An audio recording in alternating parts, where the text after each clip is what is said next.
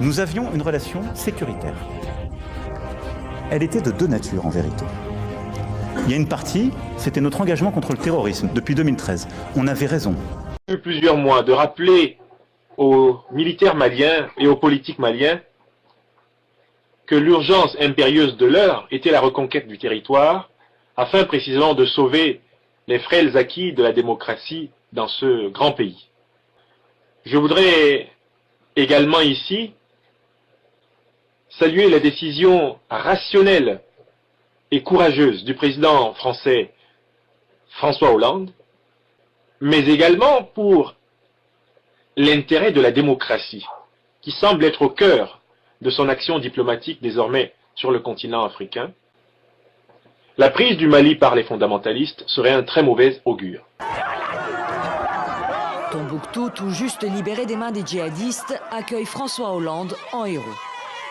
Je viens sans doute de vivre la journée la plus importante de ma vie politique.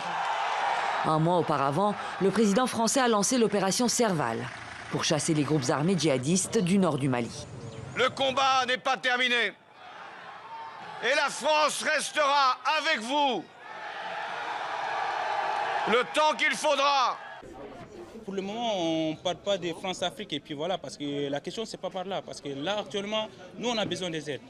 Parce que, imagine si ce n'était pas la France la fois avant-hier, ils allaient prendre Bamako. S'ils avaient pris Bamako, c'était fini.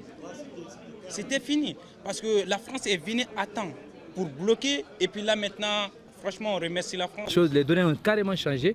Depuis après l'intervention de l'armée française, les données ont totalement changé. La population est très soulagée, en grand nombre d'ailleurs.